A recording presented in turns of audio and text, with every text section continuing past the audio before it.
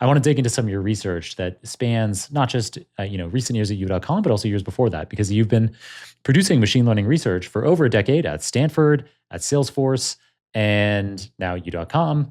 You hold over a dozen patents, mostly in natural language processing, in areas like unified models, explainable AI, LLM evaluation, and controllable text generation. I don't know if you want to give kind of I guess I've kind of just given an overview, but I don't know if there's anything else that you want to say as kind of like a general overview before I start digging into some specific questions, some specific topics. Yeah, I think there are maybe I can just highlight some of the big themes and like motivators that I had when I was doing that research before we get into the specifics. I came at natural language processing, I came at AI from a philosophical perspective originally. I was doing philosophy of language and computer science on the side for fun.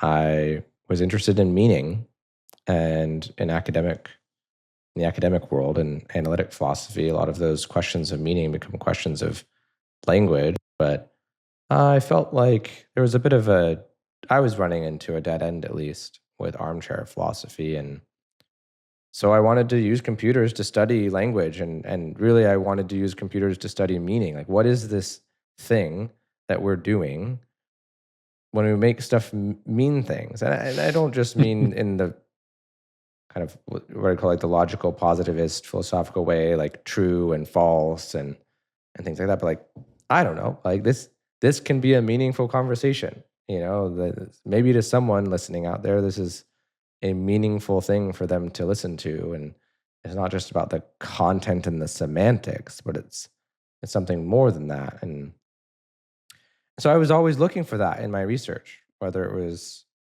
my first papers on contextualized word vectors, or really my broader pursuit and thesis that we should have unified models for all of AI. That was also driven by this kind of desire to understand meaning, and even in focusing on controllable generation and other areas, it was all about kind of giving us tools for understanding what we were doing.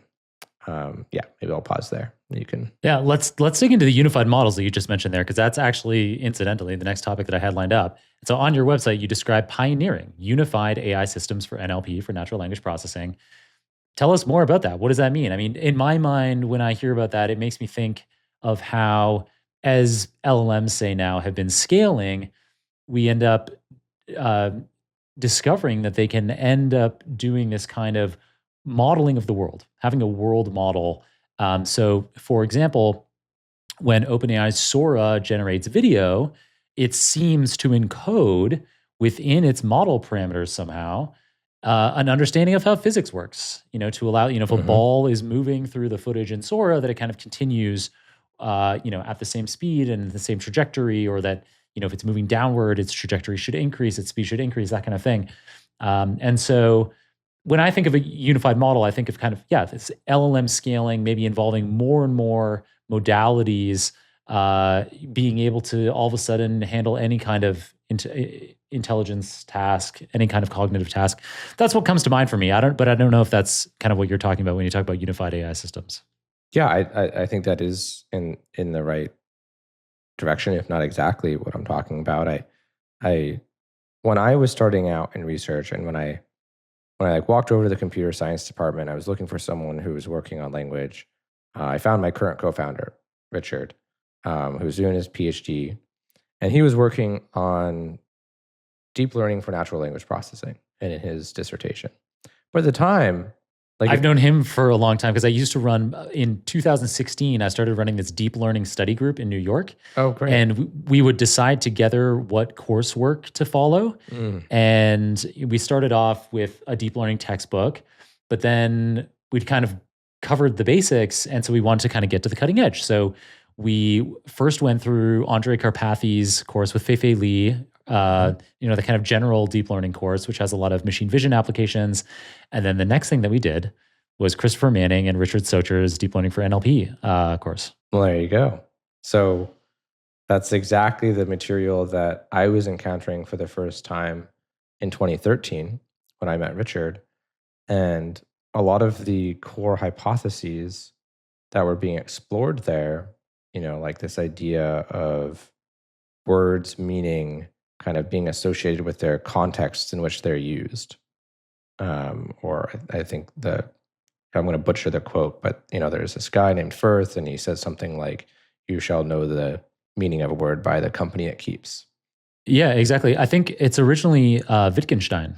And then, The concept. Exactly. It goes back to Wittgenstein. So that's what I was noticing, right? I was coming over and, I was seeing like, hey, this deep learning stuff and these word vectors are actually a great way for me to test out some of these philosophical hypotheses about meaning. I was thinking exactly that. Like I had Wittgenstein in mind, and you're right, though, that the quote, I think I end up misattributing that. I have many times over the years taught that it's Wittgenstein that said, "You shall know a word by the company it keeps," but I just looked it up quickly, and you're right, it's John Rupert Firth. Yeah, it's similar enough to Wittgensteinian ideas that you just had the same brain connection I did back in 2013, where it's like, oh, this is the same. It's basically the same, and but they were quoting Firth a lot, and I was thinking a lot about Wittgenstein, and my first demo I saw was Mikolov's demo at NeurIPS in 2013 of Word2Vec, like king minus queen, cool. Yeah. Plus this equals this. And I was like, whoa, this is working too.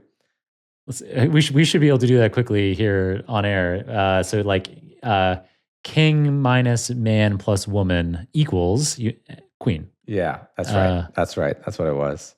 And they had a nice demo. You could go and type in different ones, so you could do like dentist minus teeth plus heart. Then you get cardiologist. And like, oh, this is so cool. And it ties in a way to what we were talking about earlier with vector searching, where the semantic meaning of things is encoded in a high dimensional space. And it's that same kind of property that, Thomas Mikolov, like you're describing with Word2Vec, he was really, that was my introduction as well to this idea of meaning just being a Christopher Manning, or maybe it was Richard Socher, but I remember the way that Christopher Manning would say it. He kind of introduced me to this idea of smearing meaning in his Australian accent, as opposed to trying to have discrete points in like a tree and, using some kind of tree ontology to represent the semantic relatedness of things. Instead, you allow a vector space to have meaning gently smear in all of the 1,000 dimensions or whatever you have in that vector space. And I think but that was a controversial idea at the time, like Mikolov, Richard, Chris Manning, it was not accepted necessarily that like you could cram the meaning of a sentence into a vector. Like that was a pretty radical idea, but it felt so right to me. And more than that, there were some early papers by Colabert and Weston as well. So, one of them was called like NLP from scratch, and I got really obsessed with this idea that at the base, this was working. There was some sort of structure to language and maybe meaning that we could encode with these models. And it was starting to look like it could actually work. But the way that most of the field still did research and was the way that they were building AI was by taking a task like machine translation or sentiment analysis or question answering, whatever it is, named entity recognition. We would pick a task, a conceptually well-defined task. And then you'd architect a neural network for that task. And you'd get data for that task. You train the model, and then you'd have a model for that task. And that just seemed so wrong to me. Just from day one, that just felt. Oh, you're so much smarter and forward-looking than me, because I was like, that's how data science will always be. Oh no, I was so like, small-minded. This is the thing that's wrong, right? Like we have this step that we're taking with deep learning for language and vision, etc., mostly for perception-based tasks. But why would we try to teach every model that's going to do a language-based task language? Like, is it not important in some sense for that model to know all of English and be as fluent as possible before it decides whether a sentence is positive or negative? Now, is it absolutely necessary in all cases? Well, if you have a big enough data set, well, maybe not. But this was also this was very controversial. Most people believed what you just said. I got a lot of pushback. I mean, it was, and to me, I had so much conviction. I was like, wow. But Richard and I agreed on this as well. So my first kind of researchy paper, before I was doing it professionally, was while I was in Richard's class, because I met him when he was a PhD student, and I was in school. He did his first startup, and then he came back as an adjunct professor to teach the deep learning for natural language processing. So I did I did a class project on like all for one, like multitask and multimodal. So I was saying, I want to create a single model that's going to do visual question answering, so answer questions over this, and sentiment analysis. So classify whether a sentence is positive or negative. Why? Why did I want to do that? Because when people did visual question answering at the time, the way that you would design that model was actually picking from a list of answers, a list of possible answers to the questions. You weren't generating a sentence to say like, okay, what color are the bananas in the image? And it would say yellow. It wasn't generating a word the way that we generate with an LLM. It was picking yellow or 3 as a class out of a list of possible answers, like it was a giant multiple choice test. Again, felt totally wrong to me to have a, because then your model's constrained to that space. It can't really do visual question answering. And then the same was true for sentiment analysis. You could choose a class, positive or negative. But the word positive and negative wasn't anywhere like in the model. It was just a class, 0 or 1, and then we assigned a label, positive or negative, to that class. So I built a model that was saying, well, you don't get to do that. You have to have a shared vocabulary, and you have to pick a word and a sequence of words that do this. It didn't work, super well, but that was the idea of saying, one, tasks and the way that we've very nicely and conveniently conceptually defined them are made up. Let's stop doing that. And modalities, differences between modalities are not necessarily made up, but they could be very important for each other. And that's what then they hired me at Salesforce to do, essentially. When I joined Salesforce Research, and there were maybe 4 of us, after Richard's startup got acquired, my whole thing was, okay, how do we make a unified model for NLP, specifically when I was at Salesforce? I always deep down wanted to do all modalities, but there was enough work to do with NLP that I focused on that first. And for the first year, I really tried. I built a very generic architecture. I was taking summarization, question answering, and translation, which were some of the hardest tasks at the time. They had a shared vocabulary, and I was trying to make it work. But the data sets were really early. We didn't have a lot of the common ones people use today, or even a year later. So it didn't really work. And it reminds me kind of, and maybe it was around the same time as the T5 model from Google. So this would have been before T5. This would have been 2016, actually. Right. The summer of 2016. Yeah. It didn't work super well, but I backed off and I said, okay, I'm going to try to establish some connection between tasks. So I'm going to show something like, if I train a model to be good on machine translation from English to German, then the part of the model that learns English should be learning something helpful for a model that wants to do question answering on English data on Wikipedia. And that was just the basic connection I wanted to establish, that transfer learning in natural language processing could work beyond just word vectors, because people were using word vectors but they weren't transferring architecture, like the models on top of word vectors. Everybody was using GloVe and Word2Vec, but then the layers of the neural net, whether they're LSTMs, they were LSTMs at the time, they weren't That was my transferring next those. question. That's exactly because it predates 2016, predates transformers being used for this kind of thing. And so I was about to ask you if you use some kind of recurrent approach. LSTMs is the answer, which is what it doesn't surprise me. That's what I thought. Yeah. So I started transferring some bidirectional LSTM layers.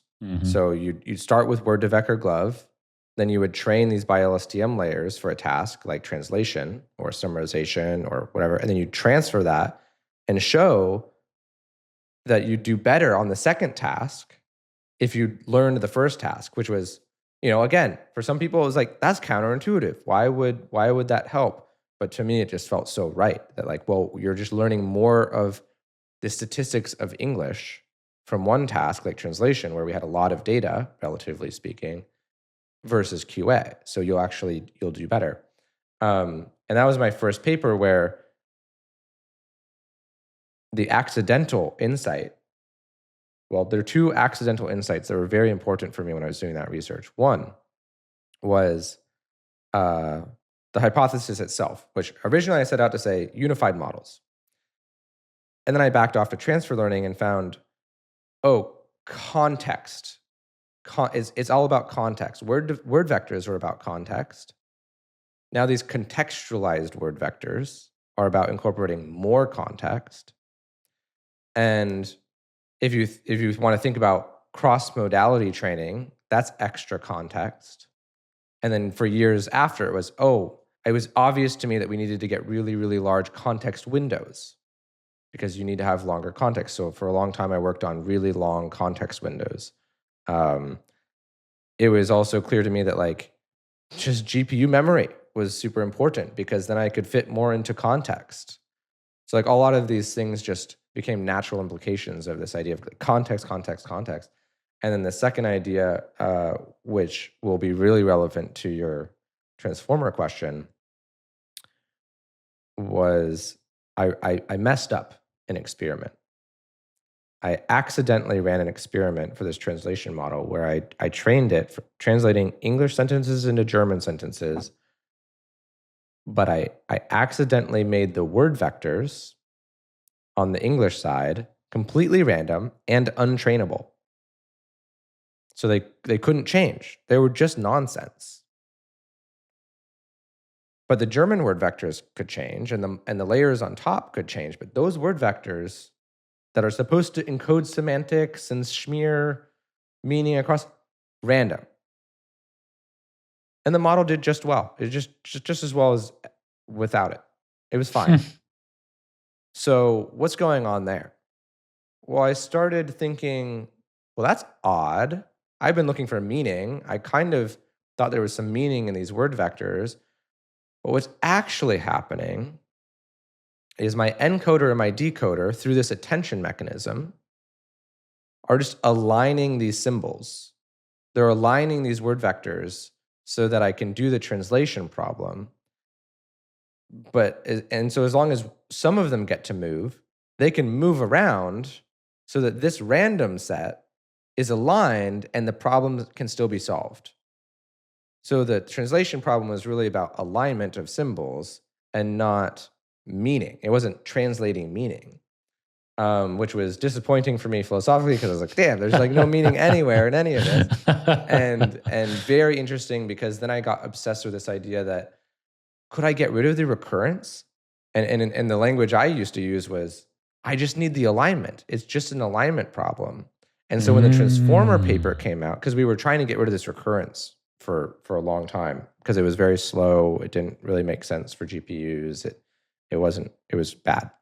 So I had tried to make attention-only models myself, thinking, there's this attention mechanism and there's just this alignment problem. It's just an alignment problem. So it was no surprise to me when transformers came out and it was, attention is all you need. It was like, finally someone figured it out and like unlocked this part of the problem. And I think, that architecture ended up being even more general than I expected. But it was something that several of us in different labs, I think, were on the hunt for. That there was this something fishy going on with recurrence and recurrent neural networks that like didn't need to be there. Then I came back to the unified model approach. So in 2017, this paper got published. It was my first published paper at NeurIPS, and Transformers came out, and then the CNN Daily Mail data set came out, and Squad came out from Stanford. So then there was like more canonical ways to do these hard tasks. And I did my first like real unified NLP paper, which was never published, very much rejected. And I gave talks on it at Google Brain and Apple and a bunch of different universities, and it really kind of split the group. I don't know, every room I walked into, it was like 50-50 or 70-30 of people saying, this is a terrible idea. The majority, was saying this is a bad idea. We should not be doing this for the same reasons. And engineering, for example, if you're at Google, they were saying, this is a bad idea. You can't be mixing all of this data together and making giant models. How is it going to scale? We need to be decomposing the problem into smaller problems and then having task-specific, model-specific things. And we'll always do better on a task if we do that. I don't know, it just felt wrong to me. So I really wanted to teach a model language so that we could use language to describe what we wanted it to do. And it could use language to do all the things that we do with language, rather than have the model be stuck on some artificial task. And that paper was very, very similar to the T5 paper. Almost identical in concept, except the T5 paper came out like 15 months later, I think, something like that. Because BERT came out 15 months after my contextualized word vector paper, and then T5 came out 15 months after my DECA NLP paper. That's how I remember. It was always 15 months for some reason. I would have this idea, I would do this paper, and then they replaced my LSTMs with transformers, and then they would add a bunch of like way more data and way more compute, and then it would be like the same but better, And honestly, at the time too, I was thinking to myself, I was in this tiny lab, Salesforce research, like, how do I get the Googles and the Facebooks and everybody to like do my research for me? So I kept trying to put out these ideas, and then everybody would get obsessed with like contextualized word vectors. And then 15 months later, we'd have Elmo and versions of Elmo, and then BERT, and I'd be like, oh yes. And in the meantime, I'd be going to work on a unified model stuff, and then for that 15 months, people would be like, oh, maybe we should do like T5 and some of these other ones, while I was working on my next thing, which was more, came after that. So yeah, that was an awesome paper. The T5 paper was, I think, the one that kind of better showed that it was a viable direction. But the same core idea was that you should describe what you want the model to do in language. You should have a generative approach to generating the answer. It should not be picking from, a fixed set of classes, although the line gets blurred. But it should be as generative as possible. And yeah, that was the second big one for me. And that's what was really the unified AI about, I suppose. And then I always wanted to incorporate vision, but NLP kept me busy enough while I was in research that I never got around to it myself.